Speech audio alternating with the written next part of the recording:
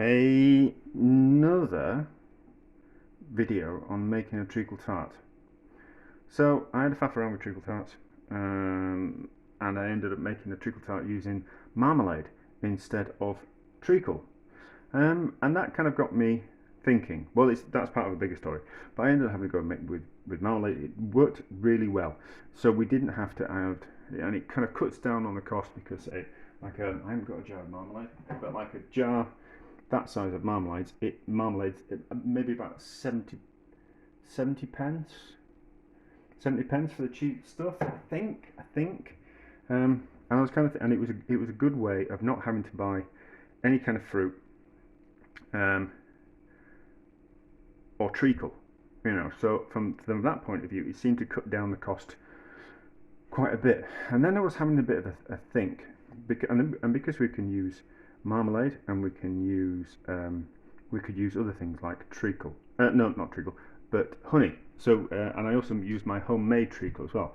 So we can use different things to make a treacle tart. It doesn't have to be actual treacle, not black treacle, but like the golden syrup. So then, obviously, kind of things go through my mind when I'm out walking, when I'm swimming. I always kind of have a little bit of a brainwave. So I kind of thought, well, if we can make it with our own treacle, we can make it. We could actually. No one's going to have their own treacle. No one makes their own treacle. It's something I do for the occasion. I can't imagine that anyone does it in real life, but it's just something that I have, that I make use of something else to make this homemade treacle. So you're not going to go do that. But I kind of thought, well, we could just buy some fruit. We could make a heavy syrup, and then we could make the treacle tart out of the heavy syrup. Now, I wanted to keep the costs down. So we can buy these wonky lemons in the supermarket. These from Morrison's. They're about 55p for 4. I think 4 is going to be a good number with the amount of zest and the amount of juice that we get out of those, and a level of acidity. My other thought was to use some oranges. We'll have to add some water to the syrup. It won't just be like pure juice. It'll be juice from the fruit and a little bit of water and sugar to make the syrup. And I was kind of thinking, well, it depends which way we go, how cheap we kind of want it. So it's about 55p for 4 lemons, and at the moment I can pick up 5 oranges for £1. They're on special offer in the supermarket, or probably be a little bit less if you want on the local market, if you've got a local market. So I was kind of thinking it's probably cheaper to go down the lemon route, and use lemons rather than oranges. But it's kind of the way I kind of think about it is we use what we've got. So I'm going to use those oranges over Christmas time ish. So I'm going to use those oranges over Christmas. I don't think I'm going to use these lemons, so I'm best off using these lemons. But we could use a mixture of both. So I am a fan of a cocktail, and I end up with oranges that have the zest taken off them. So I would use that juice from those oranges and bulk it out with anything else I had. So we've got some lemons, we've got some oranges. So I think a mixture of oranges and lemons, and I just kind of think we'd do it that way. And I think it would. So the way I'm thinking is, it doesn't matter if we use lemons or oranges or a mixture of them both. We're going to have to add a certain amount of water to the juice to make it up to the right amount of syrup. So as soon as I work out how much sugar I make the syrup with, it doesn't matter if the liquid in there is 100% juice or 50% juice and 50% water. It doesn't matter, because the ratio is kind of going to be the same. So whatever amount of, this is getting complicated, whatever amount of juice I get out of these lemons, I'm going to have to top up with water to the amount to get to the right amount. I will add less water if I was to use oranges, because obviously there's more juice in an orange, if that makes sense. And then the zest, we're going to use that anyway. So I potentially kind of think, is 4 lemons going to be a bit too much? That's quite a lot of zest, isn't it? I'll have a think. I'll juice them, we'll zest them, and we'll kind of find out. And then another thing I wanted to try was that I had in the freezer from another project. I had a couple of hot cross buns and a bit of fruit loaf. So fruit loaf is like a sweet bread that's got cinnamon and nutmeg and a little bit of dried fruit going through it, and sometimes a bit of candied peel. So I had that in the freezer for another project, and I kind of think, well, we might as well use that up as well. So there's going to be like a cinnamony spicy kind of flavour to it, and a little bit of fruit in there. So that's crumbed down kind of quite well. I did it all. I didn't put the crust in as well. So that's kind of crumbed down kind of quite well. And then we'll bulk that out with just some bread that I had anyway. So I need to have a little bit of a think and decide if I'm going to use 2 oranges or 4 lemons. But that works out about the same price, doesn't it? That works out about 50p ish. Yeah, that's 55p. Cheaper for 2 oranges, but because they're on special offer. But special offer doesn't mean anything, does it? I'm waffling. I should just get on with it. But is 4 lemons going to be too much for that? I kind of think the zest of no, because it's going to have the sugar in. It's going to have the sugar in. Yes, we're going to go with lemons. There, it's decided. So zest those, juice those. I'll make up some syrup, and I'll tell you how much extra liquid to add and the amount of sugar, and then we'll bake this thing and we'll see how it turns out. Right, I have zested 2 of the lemons. I think that's going to be enough zest. But what I will do is I'll make up the syrup and we'll taste the syrup, and then we'll kind of decide if it would be a good idea to add more lemons. But that works out at about 30 pence. Well, 27.5 pence, which cuts the cost rather than adding those and will make it a little bit more expensive. So I think we'll do that. So 2 lemons, we'll see how it turns out. Right, so 2 lemons gives us about 60 grams worth of liquid. So I've topped that amount of liquid up to 150 grams worth of liquid, so I've added water to that. Now I'm going to add in 350 grams worth of sugar. So to kind of make a heavy syrup, I always kind of think it's a double the quantity of sugar to water, and then it's a little bit heavier, and then that extra 50 grams will just make it just that little bit thicker. So boil liquid first and then add the sugar to it. The danger is if you add the liquid and put the sugar in and then bring it up to the boil, that the sugar creates a raft on the bottom of the pan and starts to potentially caramelize or burn on the bottom of the pan by the time it has a no, I'm not going to make sense there, but it causes a raft. And if you don't do that, there's potential of boil. You can't just imagine that the water and the sugar are going to kind of combine with the heat of the pan. It's kind of like it's going to burn. So liquid first, bring it up to the boil, add the sugar, then bring it back up to the boil, and make your syrup that way. I've always just found it works better. And it seems to be quicker as well. So that will, because we've got 150 grams worth of liquid and 350 grams worth of sugar, that will take us up to a sugar syrup weight of 500 grams. And then we've got 150 grams worth of bread, which is about the right kind of ratio for a 7-8 inch. I've got the packaging. This video will go on too long, as always. What's the packaging say? Has it got a measurement on the packaging? Don't think so. I think it's 7 or 8 inches. I really should measure it, but I've lost my tape measure. Well, no, I haven't. Well, I've got one in the car. Well, the van. I've got one in the van, which obviously shoots flat. Doesn't say what it is. But anyway, so I reckon about 7 inch. Like a tile is, an old-fashioned tile is about 6 inch. So it's about 7 inch. But it's this. I'll measure it. So that's about the right kind of amount of mixture for that amount of tart mould. So let's give it a taste. See how it tastes. That's a nice heavy syrup. Yeah, so 2 lemons is right, I think. 2 lemons is right. And then, not that, we want the spoon ideally. So breadcrumbs in, well, mixture of breadcrumbs and sweet, I suppose, what would you use?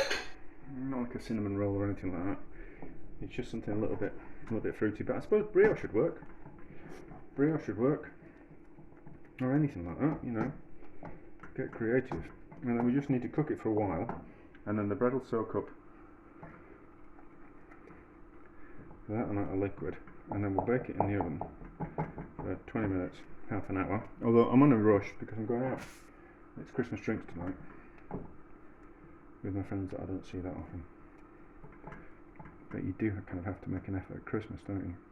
Does that going to need some more breadcrumb? Is that going to need some more bread in that? No, let's just bring it up to the boil and see what happens. Let's just bring it up to the boil and see what happens.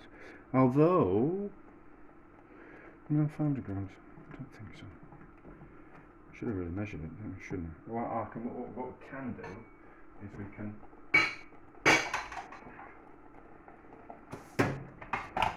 measure how much we've got in this. So I've got a bowl and my scales just off here, and we'll be able to see what kind of weight it is and deduct off the weight of the breadcrumbs. And if I think we need to add some more breadcrumbs, which I think we might need to, we can see. So how much does it weigh in total? Oh, that's wrong, isn't it? So I certainly need some. No, because that one needed more liquid. That's wrong. I screwed that up somewhere.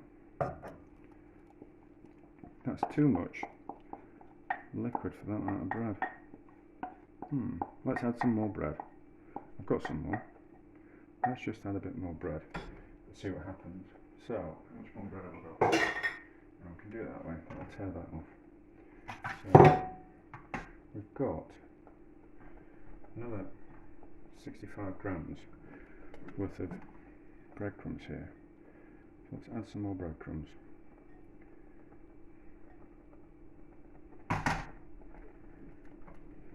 Looks more like it. So that's another so that's another 50 grams worth of bread rolls, of breadcrumbs. Now, although I did think last time when we did this that what quality of breadcrumbs that you use affects the treacle tart. So if I was to use my, I think I used my sourdough. I think I used my sourdough breadcrumbs. If I was to use my sourdough, is kind of quite dense, so that's going to have an effect on the.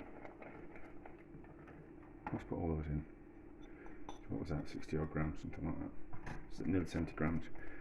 So if I was to use my sourdough, it's a denser bread, so I would need less breadcrumbs. But if I was to use like a cheap supermarket white loaf, then I'd need even more breadcrumbs to kind of soak up that amount of liquid. So this recipe is, to be honest, a little bit useless to you personally, but I think all treacle tart recipes are potentially useless because the recipe is not going to compensate for the amount, for what type of bread you're using, if that kind of makes sense. But that looks about right. We'll probably do a bit more, but I haven't got any, so that's what it's going to have to be. And then we can pour it into this tart mold, and then we'll kind of see if it looks like it's the right amount. So it looks like it's about the right amount for this tart mold. So you're just gonna, sorry, but you're just gonna have to eyeball it with the amount of bread that you put in your treacle tart. See, that looks about the right kind of filled, the right type of amount. So depending on the syrup you use and the bread, is gonna kind of, we're gonna have different outcomes, but it wants to be about that, I kind of think, that kind of consistency. Right, so in the oven, what was the recipe. So that's probably why. See, I always use this. This is the Bureau book. It's just pastry recipes, and it's really good. So that's probably why the Treacle Tart recipe didn't work in here, because soft white breadcrumbs depends on which bread you're going to use, doesn't it? So that's probably why that recipe didn't work particularly very well. So we're going in for 20 minutes, well I reckon 30, and it says gas mark 3, and it says 200 degrees, gas mark 6, or 400 Fahrenheit if you're using Fahrenheit. So 200 degrees into the oven. I will fix that squeaky oven door, maybe over Christmas, probably not. It's had about half an hour and it looks ready. It looks good actually, it looks good. So it's puffed up, so it will shrink back down. That looks good, does that? That looks good. It's got a little bit crispy on top, which is kind of what we're on. So let that cool, and go cold when I'm at the pub with my friends and driving, so there's no drinking, and then we'll have a piece of that when we get in and we'll see what it's like. Not my friends, they're not coming back to my house. Ooh, perish the thought. Let's have a look. Nice crunch to the top. It feels quite firm. I don't want a small bit. No, but I'll do that and I'll cut it in two so I can take a picture without having to pause. So, looks alright. Looks alright. Although, maybe can't take a picture of that, can we? How does it taste?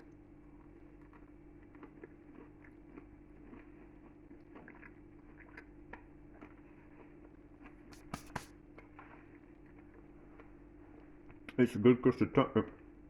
It's a good, it's not custard, it's treacle. It's a good treacle tart. It's a good treacle tart, is that? I think,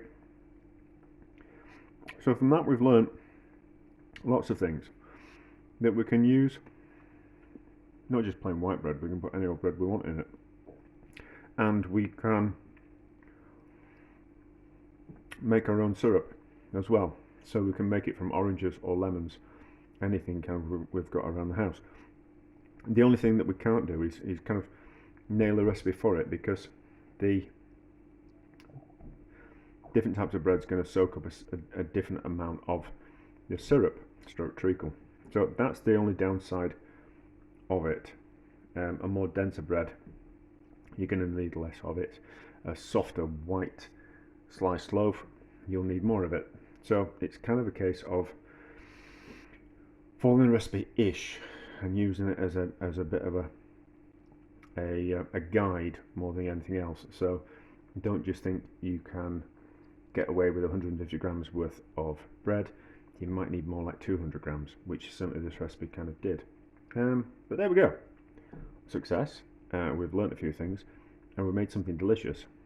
And we've also kind of made it cheaper as well. So what was I thinking when I was out? So it's about £1 for a kilo of sugar. So 350 grams worth of sugar. You're looking at about 35p for that, and another 27p for the lemons, and then the bread. So kind of not that expensive, but not that much more cheaper than just buying a jar of marmalade. But then you can use the recipe as you like.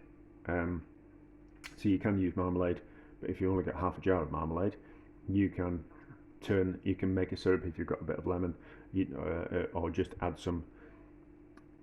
Make a basic syrup with some sugar and some water, and then add the marmalade to that, and still make a treacle tart that way. So I suppose you could. So you could make it cheaper by using half the amount of marmalade. That would make it cheaper and bulk it out with sugar syrup. But I don't think I'm going to be able to make it any cheaper than that. But for all intents and purposes, it's a bit of one of those recipes that you can use up what you've got. So once again, that's a success.